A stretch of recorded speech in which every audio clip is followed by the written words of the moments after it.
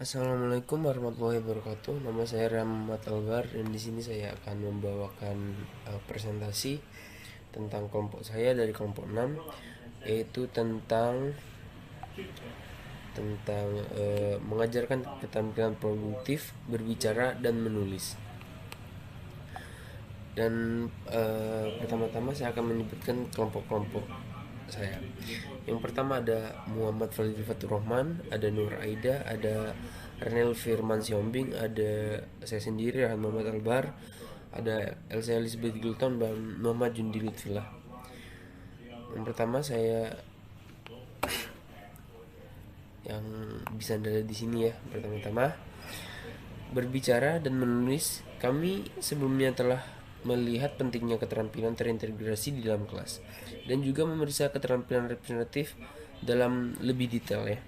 Sekarang kita lihat keterampilan produktif, berbicara dan menulis. Sementara berbicara dan menulis secara substansial berbeda dalam banyak hal.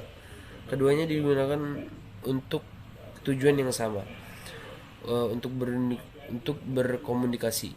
Dalam banyak hal, menulis adalah keterampilan yang paling diabaikan di dunia TEFL.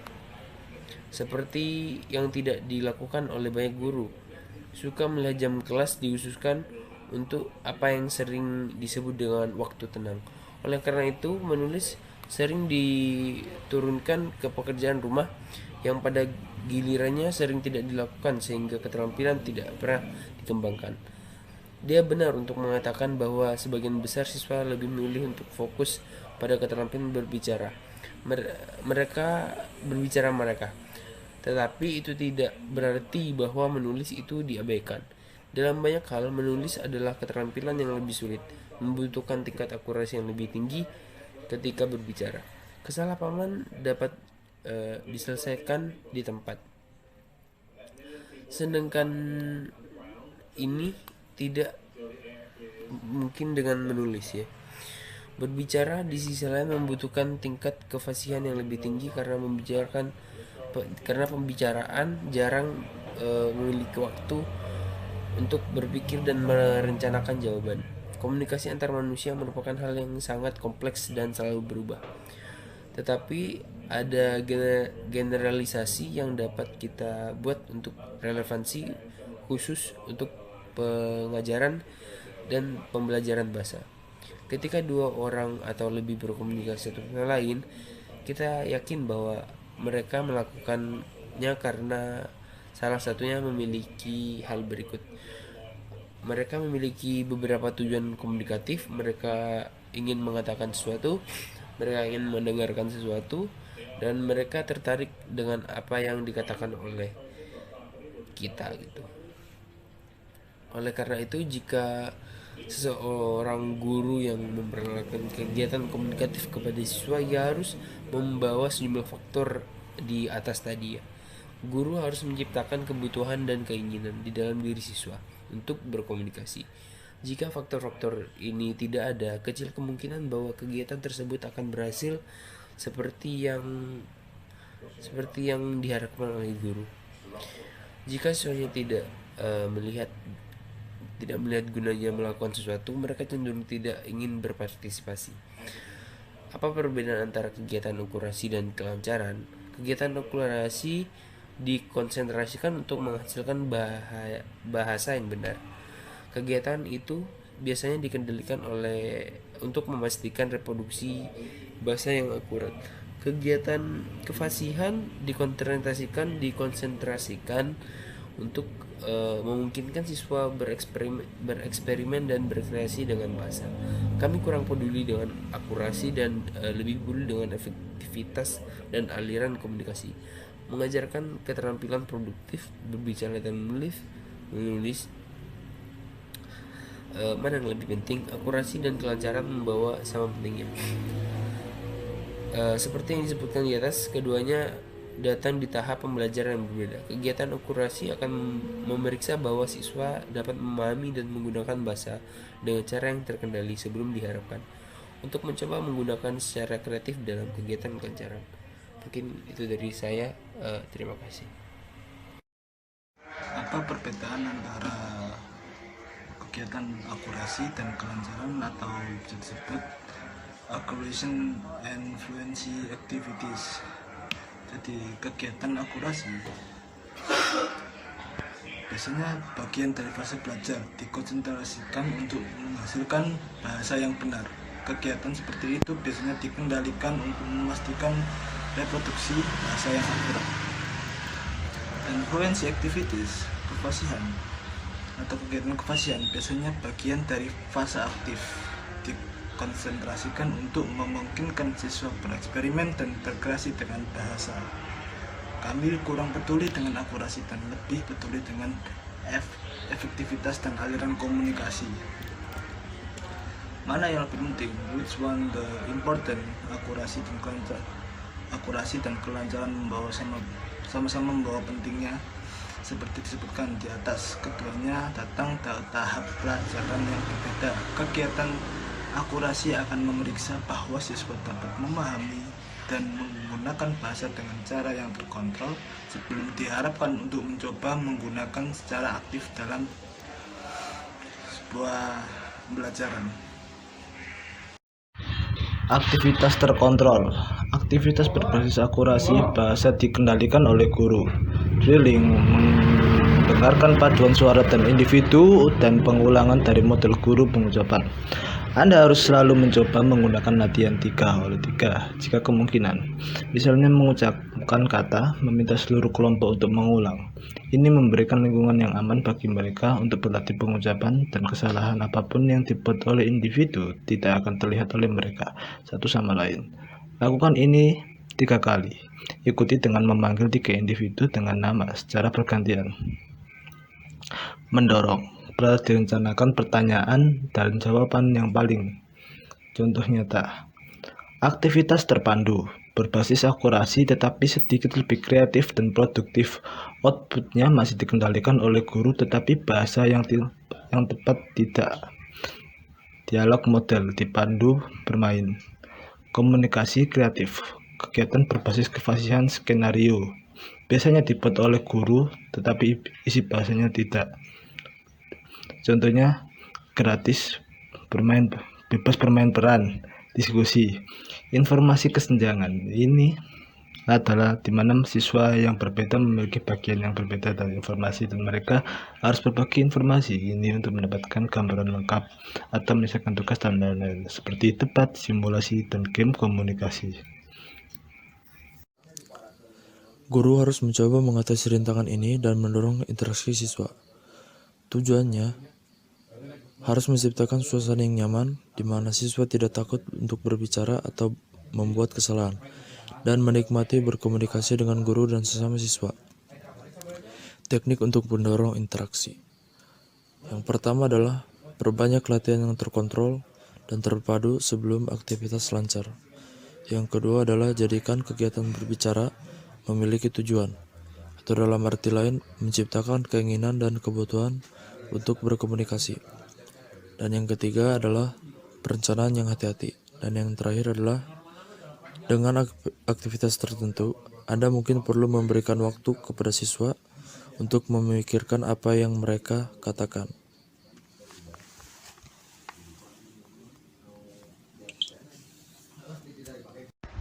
Pelajaran aktivitas berbicara yang bebas atau kreatif. Tujuan pembelajar adalah agar para siswa dapat menggunakan bahasa yang terkait dengan perakiraan cuaca dan cuaca. Yang pertama, libatkan. Tanyakan kepada siswa tentang cuaca di negara mereka dan diskusikan bagaimana cuaca dapat berubah sepanjang tahunnya. Diskusikan variasi cuaca di negara yang lain. Tanyakan kepada mereka apakah mereka tahu ramalan cuaca dan di mana mereka dapat menemukannya. Yang kedua, belajar. Dapatkan kosakata ramalan cuaca dan selesaikanlah berbagai latihan mencocokkan dan mengisi celah. 3. Aktifkan. Siswa menulis negara yang bukan negara mereka sendiri dan 1 bulan pada kartu berpasangan yang dikumpulkan oleh guru untuk dibagikan kepada pasangan lain. Mereka kemudian harus menyiapkan ramalan cuaca yang khas untuk negara di kartu yang mereka miliki sekarang, pada waktu itu dalam setahun. Pedoman kegiatan berbicara bebas atau kreatif. Sebelum pelajaran, tentukan tujuan Anda. Apa yang ingin Anda lakukan dan mengapa. Cobalah untuk memprediksi apa yang akan dibawa siswa ke dalam aktivitas dan masalah apapun yang mereka mungkin hadapi. Apakah mereka akan memiliki sesuatu untuk dibicarakan? Apakah mereka mampu untuk melakukan aktivitas dengan sukses? Apakah mereka memiliki bahasa yang diperlukan? Akankah siswa dapat menemukan kegiatan itu menarik, bermanfaat, ataupun menyenangkan? Cari tahu berapa lama aktivitas itu akan berlangsung dan sesuaikan dengan waktu yang tersedia. Siapkan bahan-bahan yang diperlukan dan kerjakan instruksi Anda. Selama kegiatan, bangkitkan minat siswa melalui visual, petunjuk singkat dalam pembicaraan, judul surat kabar, dan lain-lain. Cobalah untuk menghubungkan topik tersebut dengan minat dan pengalaman siswa sendiri. Anda mungkin ingin mengingatkan siswa tentang struktur atau kosakata apapun yang mungkin berguna dan mungkin meninggalkannya di papan tulis untuk referensi. Atur kegiatan sehingga siswa dapat mengetahui tujuan kegiatan dan apa yang harus mereka lakukan. Ini berarti memberikan instruksi yang jelas dan mereka bisa memahami. Pastikan siswa memiliki cukup waktu untuk mempersiapkan, mungkin berpasangan atau berkelompok sebelum minta mereka untuk menangani kegiatan utama. Jangan tergoda untuk mengurangi waktu yang dibutuhkan saat ini. Jangan lupa bahwa siswa mungkin mendapatkan latihan berbicara yang berguna pada tahap proses ini juga. Pantau aktivitas. Jangan menyela kecuali memberikan bantuan dan dorongan jika perlu, serta mencoba untuk tetap low profile. Lalu perhatikan langkahnya. Jangan biarkan aktivitas berlarut-larut dan ingatlah bahwa memberikan waktu adalah untuk umpan balik. Evaluasi aktivitas dan kinerja siswa untuk memberikan umpan balik nanti, tetapi jangan langsung melakukan koreksi instan. Tunggu hingga aktivitas selesai sebelum melakukan koreksi, dan jangan terlalu mengoreksi. Kegiatan berbicara bebas lebih mementingkan kelancaran daripada ketepatan. Setelah kegiatan berikan umpan balik, tunjukkan seberapa baik kelas berkomunikasi, mengomentari seberapa lancar masing-masing, seberapa baik mereka berdebat sebagai sebuah kelompok, dan seterusnya. Fokus pada apa yang bisa mereka lakukan daripada apa yang tidak bisa mereka lakukan. Kadang-kadang Anda mungkin ingin merekam aktivitas pada sebuah kaset audio ataupun video, dan memutarnya kembali untuk sebuah diskusi. Fokus pada kemungkinan perbaikan daripada kesalahan. Bahkan jika direkam, terkadang mereka dapat diminta untuk melakukan versi terlebih yang kasar terlebih dahulu. Kemudian didiskusikan perbaikan dan kemudian merekam ulang. Catatlah kesalahan berulang yang mencolok dalam tata bahasa, pengucapan, dan penggunaan kosakata, sehingga individu dapat didiskusikan secara pribadi dengan siswa yang bersangkutan dan kita atau Anda dapat direkomendasikan pekerjaan perbaikan yang sesuai untuk dilakukan di rumah. Kesalahan yang biasa terjadi di kelas dapat disebutkan dan kemudian dipraktikkan di hari lain ketika Anda memiliki kesempatan untuk mempersiapkan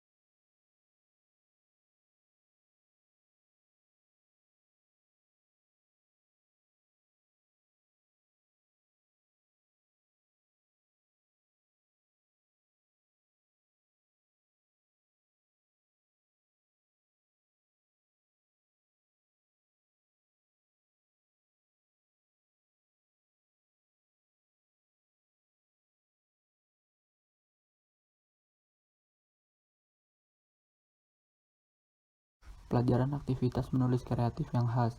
Tujuan pembelajar adalah agar para siswa dapat menggunakan bahasa yang tepat untuk menyelesaikan gelembung ucapan dalam kartun dan menghasilkan cerita sendiri.